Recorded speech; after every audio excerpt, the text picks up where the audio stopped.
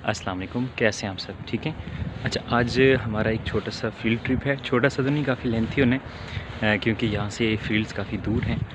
मेरे यहाँ से जाने के तकरीबन कुछ 4 घंटे के लगभग का सफ़र है और फिर वापसी का भी। और वहाँ पे कुछ टाइम का स्टे भी है, सैंपल्स लेने हैं। और चलें देखते हैं कि फील्ड ट्रिप कैसा जाता है और बाकी वहाँ की फील्ड्स किस तरह की हैं। तो लेट्स स्टार्ट। वैसे तस्मानिया का टेम्परेचर काफ़ी ज़्यादा डाउन रहता है एज़ कम्पेयर टू ऑस्ट्रेलिया, जिसमें रात का temperature almost 5 degree centigrade 6 degree centigrade गर्मियों में भी रहता है। एक्चुअली यहाँ पे अभी तो गर्मियाँ चल रही हैं, लेकिन वैसे कंपैरेटिवली यहाँ पे सर्दी पड़ती है, जैकेट्स वगैरह हमें इस्तेमाल करनी पड़ती हैं दिन में भी और स्पेशली रात के टाइम पे भी, अगर बंदे की कोई आउटिंग वगैरह हो तो। और बाकी अभी यहाँ पे तकरीबन मौसम स्टार्ट होने वाला है सर्दियों का। बादल तो काफ़ी बन गए हैं और सैंपल भी इकट्ठे करने हैं। लेट्स सी, होपफुली कि बारिश नहीं होगी। माइट भी वहाँ पे जाके भी देखते हैं कि वहाँ का टेम्परेचर किस तरह का है या वहाँ पे मौसम अभी किस तरह का है। यहाँ तो काफ़ी ज़्यादा बादल छा गए हैं अभी। अच्छा, ये हमारी टीए की गाड़ी तैयार है। यहाँ से ब्रंक्सलॉम ये इस तरह से कुछ जगह का नाम है जो कि दूर है यहाँ से काफ़ी, ऑलरेडी मैंने बताया आपको। तो लेट्स सी। यहाँ हमारा सफ़र अभी स्टार्ट हो गया है। यहाँ से ब्रंक्सलॉम का डिस्टेंस तकरीबन कोई 270 किलोमीटर के लगभग है और मौसम भी अभी थोड़ा सा यहाँ पे ख़राब हो रहा है। लेट्स सी कि आगे किस तरह का मौसम होता है।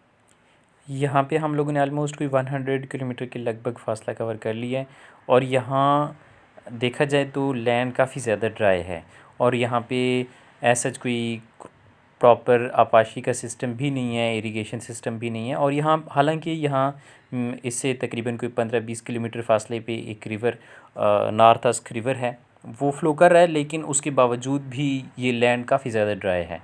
और यहाँ पे जो मोस्टली फार्मर्स या जो यहाँ पे रह रहे हैं लोग, वो उनका मेनली जो वाटर का सोर्स है वो बारिशों का पानी ही है। और उसके लिए वो ये करते हैं कि यहाँ पे आपको दिखाई भी दे रहा होगा, या छोटे छोटे वो डैम से बना देते हैं, डैम टाइप।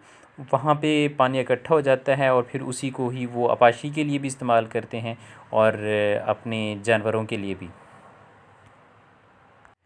अभी हम लोग मेथीना फॉरेस्ट में इंटर होने लगे हैं और ये जगह एक छोटा सा टाउन है जिसका नाम मेथीना है। और ये कोई बड़ा टाउन नहीं है, इसमें आलमोस्ट कोई 140 टू 150 इसकी पॉपुलेशन बताई जाती है। और इसकी इम्पॉर्टेंस गोल्ड की प्रोडक्शन की वजह से भी है। इसमें बहुत हाई लेवल की गोल्ड की प्रोडक्शन भी हो रही है। सेकंड नंबर पे है इन तस्मानिया ये। और ये टिम्बर की प्रोडक्शन से रिलेटेड भी इसकी काफ़ी ज़्यादा इम्पोर्टेंस है। और यहाँ पे कुछ टूरिस्ट के लिए पॉइंट्स हैं, 4 वाटरफॉल के यहाँ पे, और जो कि बहुत ही खूबसूरत। मैं यहाँ पे कुछ उनकी पिक्चर्स भी ऐड कर दूँगा, जो कि यहाँ पे विज़िटर के लिए एक हॉट स्पॉट पॉइंट कंसिडर किया जाता है। अभी सामने जो आपको नज़र आ रही हैं ये सब कुछ मेथीना प्लान्स हैं, जिसके ऊपर यहाँ की जो लोकल कम्युनिटी है वो थोड़ी बहुत फार्मिंग वगैरह करती है। और बट ये ज़्यादातर जो है इसकी इम्पोर्टेंस वो फॉरेस्ट की वजह से है। और इन प्लान्स के अंदर भी जो मेन सोर्स ऑफ वाटर है वो वही रेन वाटर ही है। और यहाँ पे जो मेथड ऑफ इरिगेशन है वो मोस्टली या तो ड्रिप इरिगेशन होती है या फिर स्प्रिंकलर इरिगेशन होती है, क्योंकि यहाँ पे बारिशें बहुत कम होती हैं और मेन इनका सोर्स ऑफ वाटर भी बारिशें ही हैं। तो बारिशों का पानी इकट्ठा कर लेते हैं और फिर उसी को जो है वो मोस्टली अपने एनिमल्स के लिए इस्तेमाल करते हैं और फार्मिंग के लिए भी थोड़ा बहुत, लेकिन टोटली ये डिपेंड कर रहे होते हैं अपने बारिशों के ऊपर।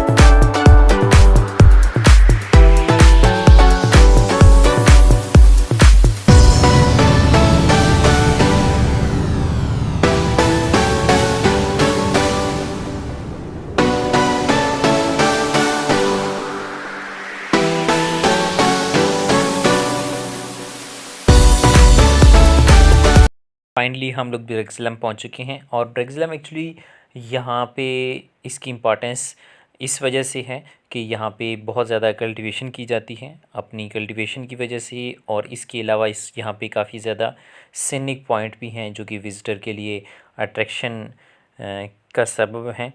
इसकी वजह से भी ये ज़्यादा मशहूर है। और हमारा जो आज का फील्ड ट्रिप था उसमें ये है कि हम लोगों ने यहाँ पे पोटैटो की फील्ड जो आपको नज़र आ रही है, यहाँ से हम लोगों ने कुछ सैंपल्स कलेक्ट करने हैं और उन सैंपल्स को फिर हम लोगों ने असेस करना है कि जो पोटैटो की ट्यूबर्स हैं, क्योंकि अभी सीज़न इस क्रॉप का अबाउट एंड हो चुका है और यहाँ इसकी अब हार्वेस्टिंग सिर्फ रहती है। तो इसमें हम लोगों ने जो ट्यूबर के ऊपर डिफरेंट पैथोजेंस मौजूद हैं या जो एसोसिएशन के साथ इनकी यहाँ पे मौजूद हैं, और हम लोगों ने वो देखने हैं। और ये भी इसके अंदर हमारा मेन जो स्टडी का पर्पज़ है वो ये है कि हमने डिफरेंट पैथोजेंस के इंट्रैक्शंस देखने हैं कि पोटैटो ट्यूबर के ऊपर किस तरीके से वो इंटरेक्ट कर रहे हैं, या प्लांट के लिए वो उनकी जो एसोसिएशंस हैं वो प्लांट के ऊपर उनका क्या इम्पैक्ट है।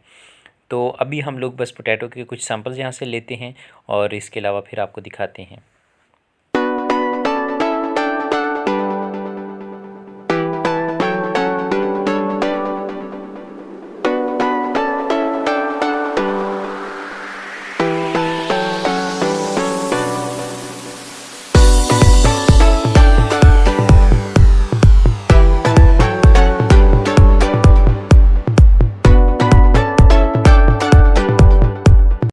अच्छा, ये भी हम लोग यहाँ पे पहुँचे हैं कुछ सैंपल लेने के लिए। एक्चुअली हमारा जो मेन पर्पस है वो एक यहाँ पे डिज़ीज़ अटैक करती है पाउडरी स्कैब की, और उसकी सिम्पटम जस्ट लाइक दिस। ये हम लोगों ने सैंपल लेने। एक्चुअली यहाँ पे हम लोगों ने कुछ पैचेस सेलेक्ट किए हैं, उनमें से रैंडम सैंपल भी किए हैं, और इन्फेक्टेड कुछ जो है वो पोटैटो ट्यूबर वो भी हम लोगों ने इसमें से स्क्रीन किए हैं। उसके बाद फिर हम देखेंगे कि इनके ऊपर कितना डिज़ीज़ सेवेरिटी है, डिज़ीज़ इंसिडेंस कितनी है, और बाकी इंशाल्लाह हम सैंपल लेते हैं, बाकी भी दिखाते हैं आपको कि क्या सीन है।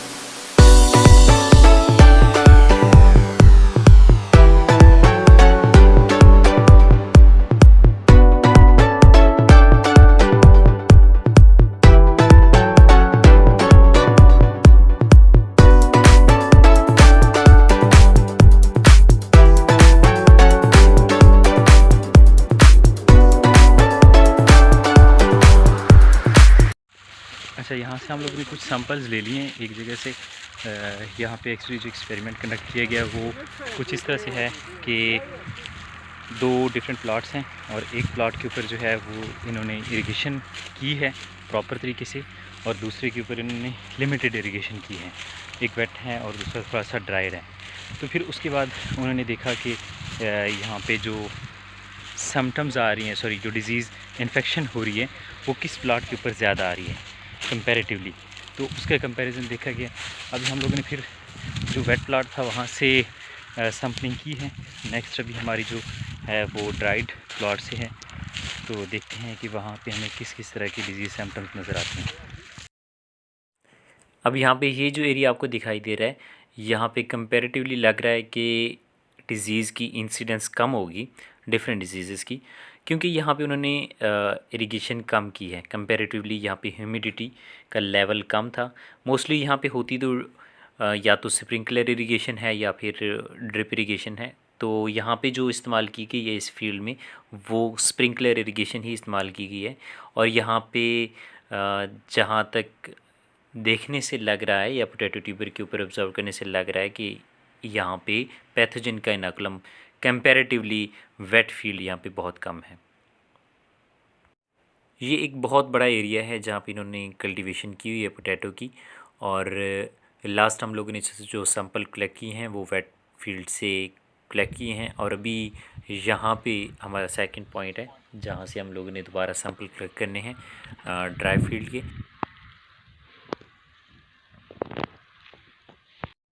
अच्छा, यहाँ की पोटैटो का साइज़ ऐसे काफ़ी बड़ा भी है, और इस वजह से ये यहाँ पे देखा जा सकता है Oh yeah. काफ़ी बड़े Bernie पोटैटोज़ हैं told यहाँ me a पे। few days later, oh, I just heard you spot on the radio. You spoke really well. I got edited really well.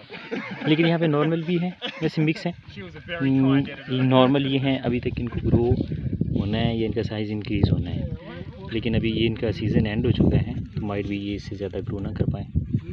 But as compare to Pakistan इनका size काफ़ी ज़्यादा है यहाँ पे। यार वैसे काम तो इतना नहीं है एज़ कम्पेयर टू जो हम पाकिस्तान में जिस तरह फील्ड का काम कर रहे होते हैं, बट लेकिन फिर भी थोड़ा सा टायर्ड फील कर रहे हैं। बस अभी तकरीबन हमारा हाफ तक का काम हो चुका है और बाकी कुछ अभी ये एक्चुअली ना यहाँ पे ओवरऑल फार्मर्स ने ग्रो किए हुए थे और जो कंपनी हमें प्रोजेक्ट के लिए फंडिंग दे रही होती है तो वो उसके लिए हम लोग ने कुछ एनालिसिस करने होते हैं, तो उसकी जो सैम्पलिंग थी वो ऑलमोस्ट हो गई है। इसके अलावा बाकी कुछ लैब के एक्सपेरिमेंट यहाँ पे लगाए गए थे तो उसके लिए सैंपल कलेक्ट करने, बस अभी वो करते हैं और उसके बाद फिर ऑलमोस्ट आज का काम डन हो जाएगा। ये वैसे दिखने में तो ऐसे लग रहा है कि ये आगे सामने पहाड़ हैं और कुछ पथरीली ज़मीनें होंगी, लेकिन ऐसा नहीं है। यहाँ पे हैं थोड़ी इर्रेगुलर सी, लेकिन यहाँ की जो सॉइल है, सॉइल का टेक्सचर है वो बहुत कमाल का है। और ये अभी यहाँ पे जो दिखाई दे रही है ये आलमोस्ट क्ले, लोमी क्ले है और ये पोटैटो की ट्यूबर के लिए बहुत फेवरेबल सॉइल है।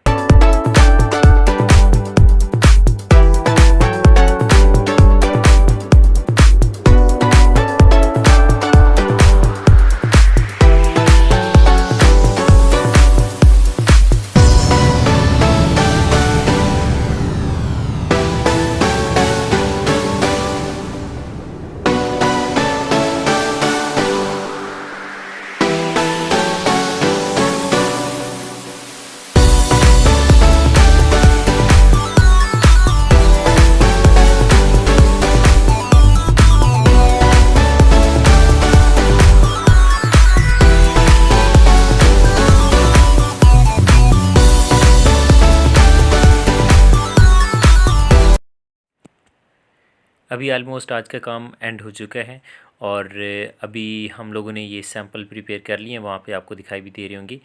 और उसके बाद अभी जो काम बाकी है वो जस्ट ये है कि इनको बाहर शिफ्ट करना और उसके बाद इनकी लोडिंग करना और उसके बाद फिर हम इनको लेके चलेंगे लैबोरेटरीज़ में और वहाँ पे देखते हैं कि क्या कुछ फाइंडिंग्स आती हैं। ये सारे सैंपल्स हम लोग ने कुछ कलेक्ट किए हैं बैग्स के अंदर। एक्चुअली ये एक वैसे तो ये फार्मर ने यहाँ पे लगाए हुए हैं, लेकिन ज़मीन उनकी है और जो इसके ऊपर एक्सपेरिमेंट कंडक्ट किया गया है वो एक कंपनी का है और उस कंपनी से फिर जो रिसर्चर स्टाफ होता है उसको प्रोजेक्ट के लिए फंडिंग दी जाती है और फिर उनकी फाइंडिंग्स उन्होंने कंपनी को सबमिट करनी होती हैं। तो ये काम भी ऑलमोस्ट या मेरा जो रिसर्च वर्क है पीएचडी का वो भी इसी से एसोसिएटेड है।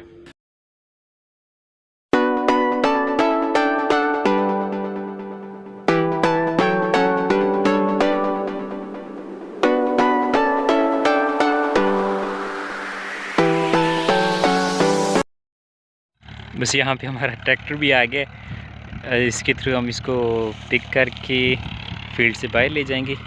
काफ़ी सारे सैंपल्स हैं वैसे और उसके बाद फिर वहाँ से जो हमारी अपनी तस्मानिया एग्रीकल्चर डिपार्टमेंट की गाड़ी है उस पे लेके हम अपने डिपार्टमेंट की तरफ जाएंगे।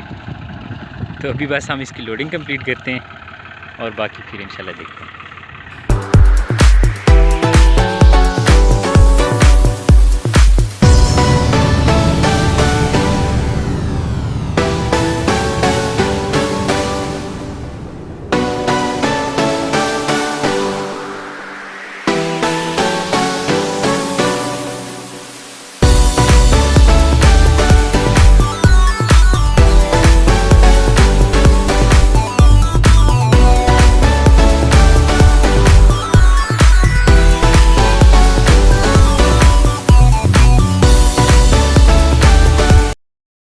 फाइनली लोडिंग भी हो गई है और उसके बाद फिर अभी बस हम लोग मूव करते हैं नेक्स्ट और फिर आपको दिखाते हैं। या इट्स फाइनल डन। और आज का काम तो यहाँ तक ख़त्म हो गया, लेकिन अभी सफ़र फिर रहता है जो ऑलरेडी हम लोग करके आए हैं तकरीबन कोई 4 घंटे का। तो बस अब फिर बस ये है कि अभी वो हम लोगों ने ट्रैक्टर पे लोड किया, फील्ड से बाहर निकाल रहे हैं और उसके बाद फिर हम उसको गाड़ी पे लोड करेंगे और फिर आगे मूव करेंगे। तो उसके बाद फिर सफ़र रह जाएगा जो तकरीबन फिर अगेन 4 घंटे का है। तो फिर वो इंशाल्लाह आपको दिखाते हैं।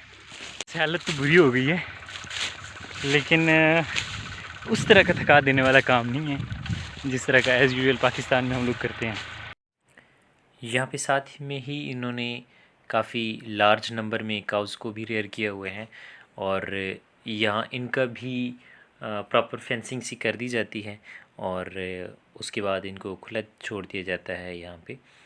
यहाँ पे कुछ पास्चर्स वगैरह ग्रो करते हैं मोस्टली इनके लिए।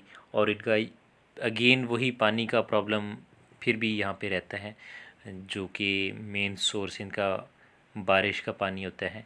जिस तरह यहाँ पे छोटे छोटे डैम से बना दिए जाते हैं और उसके बाद जिस तरह मैंने ऑलरेडी डिस्कस किया था, तो उसके बाद वो हमसे देख के डर के भाग रही हैं। तो उसके बाद ये फिर काऊ या शीप्स भी यहाँ पे काफ़ी लार्ज नंबर में ये रेयर करते हैं। और शीप्स तो इस तरह से घूम रही होती हैं जिस तरह आपको देखने में ऐसे लगेगा कि इतनी बड़े नंबर में यहाँ पे घूम रही हैं, तो ये शायद वाइल्ड होंगी।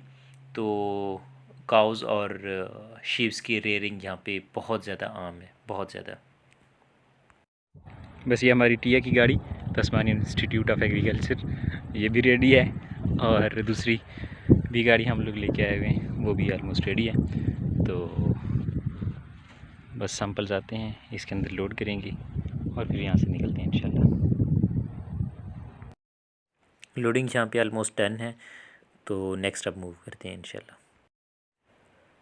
ये उन्हीं फार्मर्स का सेटअप है। यहाँ पे उन्होंने अपनी हर चीज़, अपनी मशीनरी, अपने ट्रैक्टर्स, अपने टिलेज के इक्विपमेंट्स, हार्वेस्टिंग, सब कुछ यहाँ पे उन्होंने मेंटेन किया हुआ है। और सिर्फ यही नहीं, यहाँ पे उन्होंने बाकायदा जिस तरह वर्कशॉप्स होती हैं, यहाँ पे उन्होंने सारी चीज़ें मेंटेन की हुई हैं। अगर इनके अंदर कोई इशू आ जाता है, कोई प्रॉब्लम आ जाता है, तो सारी की सारी इक्विपमेंट्स और इनके जितने भी औज़ार हैं और जितने भी चीज़ें रिक्वायर्ड होती हैं वो सारी की सारी उन्होंने यहाँ पे मेंटेन की हुई हैं। ये यहाँ की कुछ मशीनरी है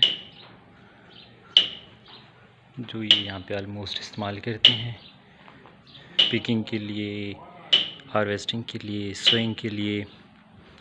ये ट्रैक्टर और चांद भाई ये आपके लिए, ये चांद मेरा जो छोटा भाई है उसकी बड़ी विश है कि वो इस तरह का ट्रैक्टर ले, लेकिन पाकिस्तान में इसको मैनेज करना और इसका अगर स्पेयर पार्ट्स की बात करें तो वो काफ़ी टफ़ हो जाता है। मुझे नहीं लगता कि मेंटेन कर पाएंगे वहाँ पे हम। एनीहाउ, आज का हमारा व्लॉग ऑलमोस्ट यहीं पे एंड हो जाता है और फिर इंशाल्लाह मिलेंगे नेक्स्ट व्लॉग में। तब तक के लिए अल्लाह हाफिज़।